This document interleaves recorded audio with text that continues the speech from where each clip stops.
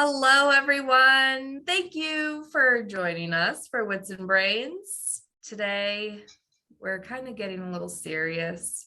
If you joined us a few episodes ago, we weren't so serious. We were very inappropriate and disgusting. But today, we're talking about the shame of hiding parts of yourself to appease others.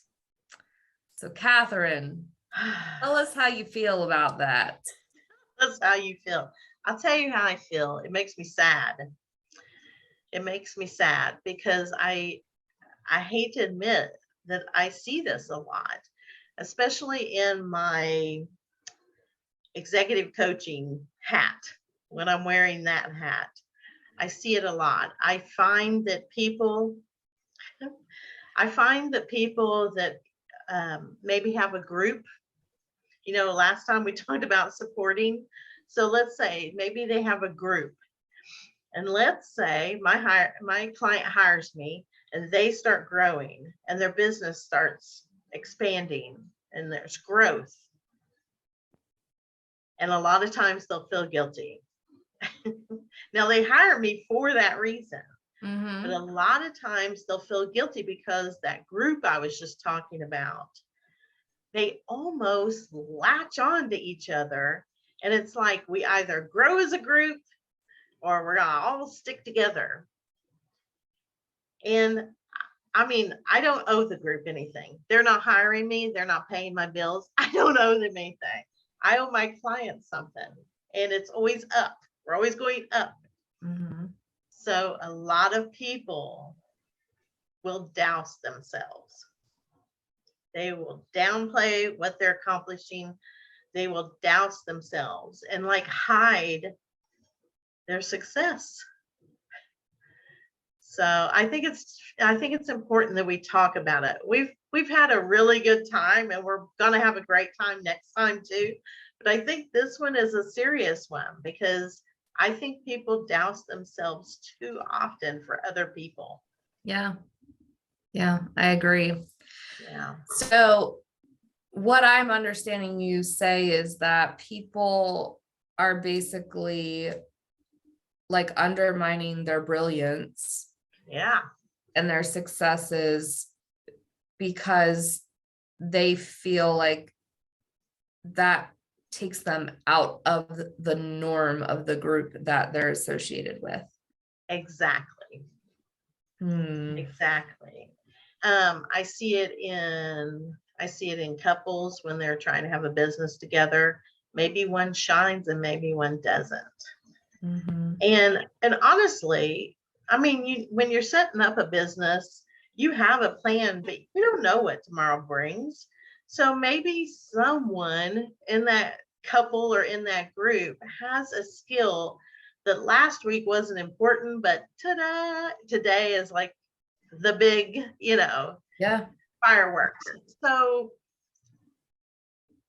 dousing yourself, I've seen it make people sick, like physically ill, because they're not reaching their potential, or if they are reaching their potential, they're shush, keeping it so quiet, and it hurts them.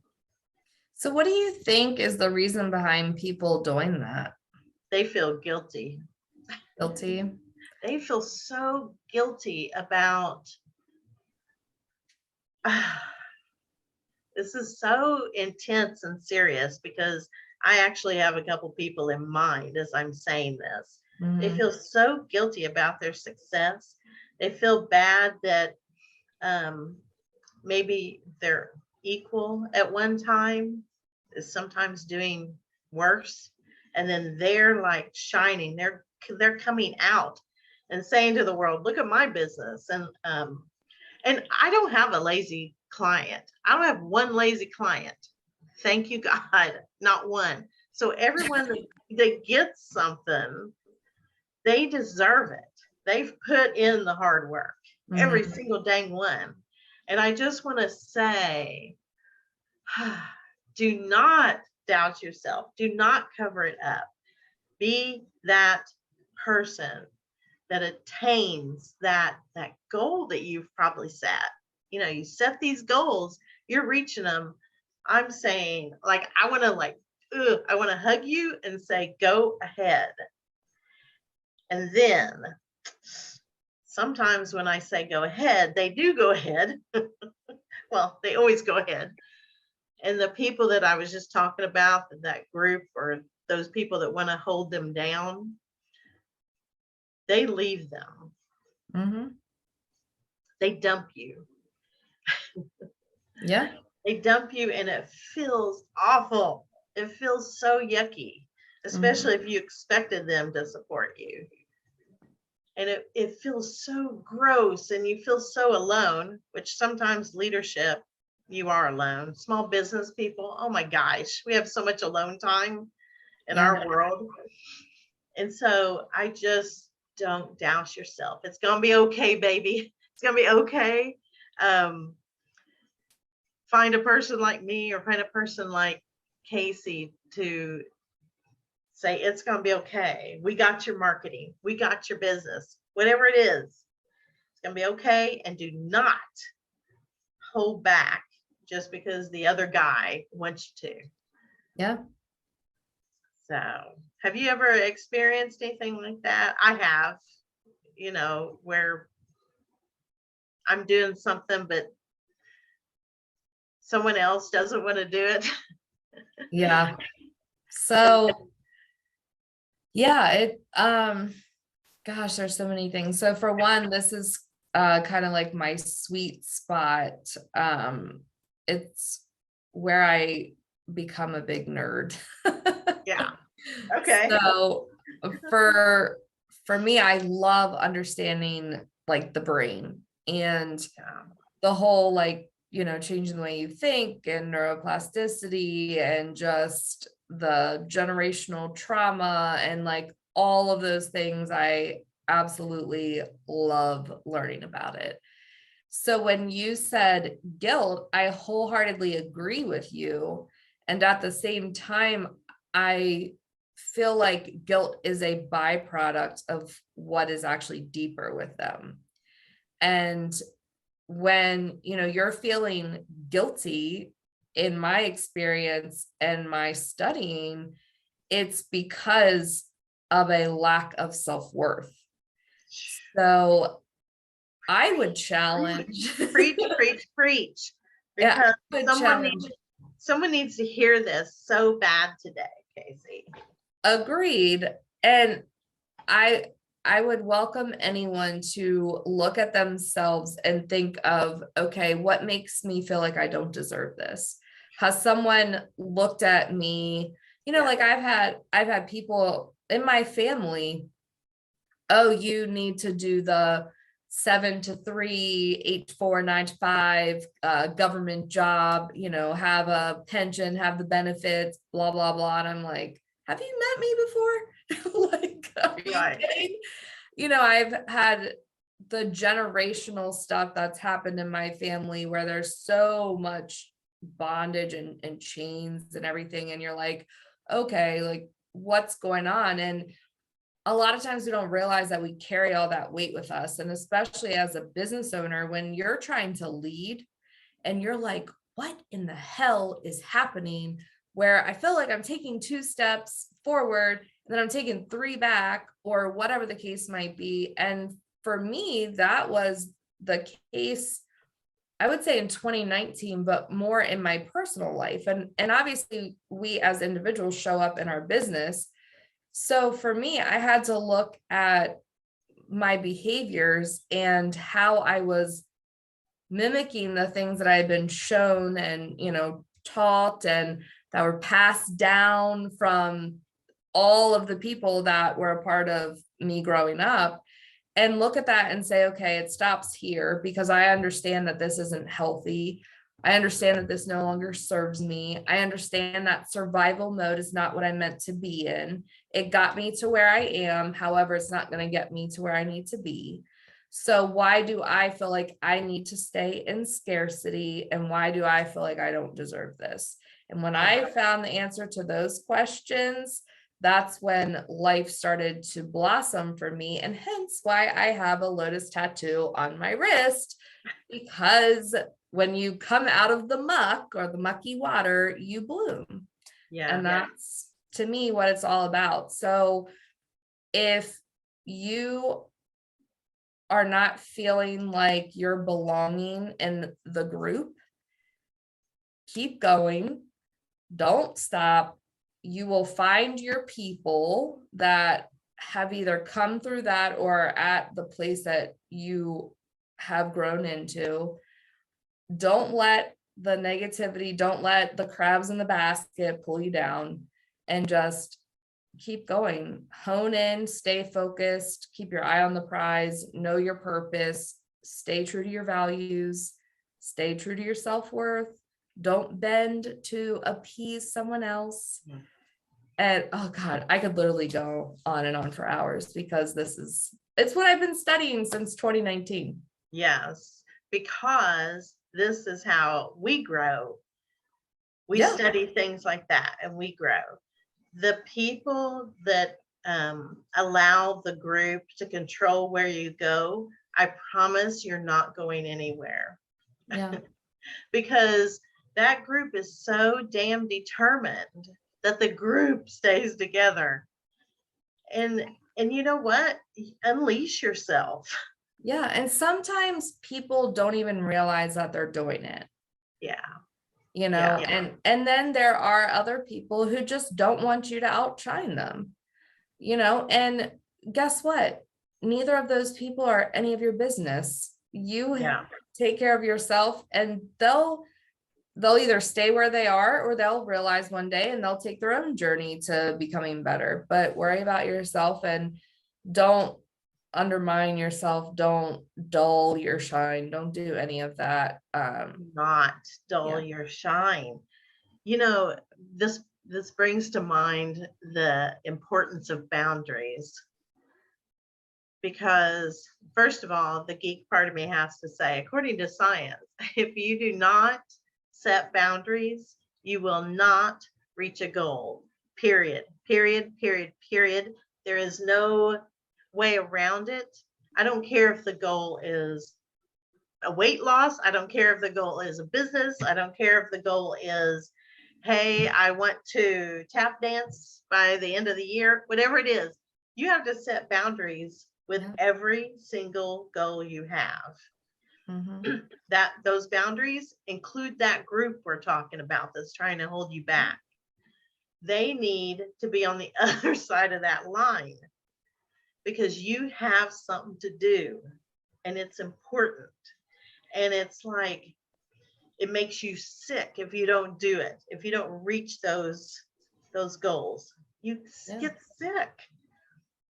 Self-sabotage. Oh my goodness. Boy, this is right. We could bring up like 15 things to go along with this podcast today, because the self-sabotage, the dousing, the poisoning yourself with these thoughts of, I'm not only I can't do something, but I'm not allowed to do something. Are you kidding me? Of course you are. Yeah. Of course you're allowed to build that business. Yeah. So you're the only person that's stopping you. You are it. And if you're allowing other people, you are it. You are the one that's stopping you, because you didn't set those boundaries and say no. Absolutely. I will not talk on the phone for 5 hours. I have stuff to do. I will not come running when you have a silly, dumb problem. I have stuff to do, and I'm not dousing myself. Yeah. And it's okay to love people from a distance. Yes. Especially if they bring chaos, anxiety, stress, whatever into your life and distract you or deter you from your goals. And from your personal work, like whatever you're doing, just like I said, stay on track, stay true to yourself. So the big question is, Catherine, what are some tips that we have for people to help them in the midst of that? Because we can sit here and talk about, do this all day long, but it's not easy. It is not easy. And any of my clients that have, I'm saying, suffered, I'm trying to bring in like catastrophic words because that's how serious this is. Yeah. But the clients that have suffered, I've had them do the simple stuff like, hey, write it down. Not just writing down your goal, but writing down how you're going to get there. Not just that, but writing down what you're going to push away. If you're trying to lose weight, you're going to have to push away that piece of peach cobbler that I keep thinking of over and over and over again the last couple of weeks. You have to have those boundaries. So I think that's the hardest part for people, is not just setting the boundaries. See, we keep using the same language. No, we've got to build, construct. We've got to have the boundaries. So that is where I would tell people to start. Start there, because that's sometimes it's difficult for people to just think of, oh my gosh, I've got to set a boundary. Sometimes just the idea of, I cannot say no to Lulu. Yes, you can. And I think whenever people get past that with the yes, you can, oh my gosh, I can, I think that they're better business people. I think they're better. Easier over time. Like doing things like that builds confidence, and every single time it's going to get easier and easier. And before you know it, that repetition has created, a new normal for you. Before you know it, you end up a hard ass like me, and you realize that, like, hey, you know what? This is not adding to my life. Goodbye. Like, it does get easier. Yeah. Casey and Catherine are telling you it gets easier, but I know for the people that are hearing this and they're saying, you know what? I douse myself all day long. I douse myself for the last 5 years. Yeah. I hope they get pissed. I hope they're pissed, and this makes action. Yes. The first thing is think of those boundaries, and it's gonna hurt. It's gonna make your stomach hurt, because you're gonna have to say no to somebody. It's the only way that you can reach a goal, is you have to say no to somebody. Yeah. Now let's talk to the moms. Uh-oh. I'll let you have that one. I'm not a mama. I'm a dog mama, but that's it. It's okay for you to succeed. You don't even have to douse yourself for your kids. Ooh, oh, man. Right now, I just felt dirty looks. I know I got the stink eye. You can love your kids, but still love yourself and still go forward. Let me tell you how excited those kids are once they see mama achieve something anyway. Yeah. And happy. So happy. They're so excited, so happy. And so think about what you've just taught them. I mean, do you want little Jimmy and little Susie to grow up and they don't achieve anything because they're appeasing other people and they're dousing themselves? Oh, no, you don't want that. You want people to go, you want these people that you love more than anyone in the entire world, you want them to see success. Yeah. So first, show them mama. Mama is allowed to grow a business. Yes. She is allowed to. And I'm telling you, mamas are happy when they do. So why not bring that to the family too? But I'm glad we talked about this today. Me too. This is serious. This is serious. I mean, I guess, every person in the whole wide world, even whenever you have great confidence, you've probably somewhere in your life appeased someone for a while. Oh, absolutely. Yeah. So, we can't sit here and say, hey, don't do that, and then like act like we've never done it. Of course, because we're, human beings. And I fight with it every day. I mean, I have literally cut friends off. I have,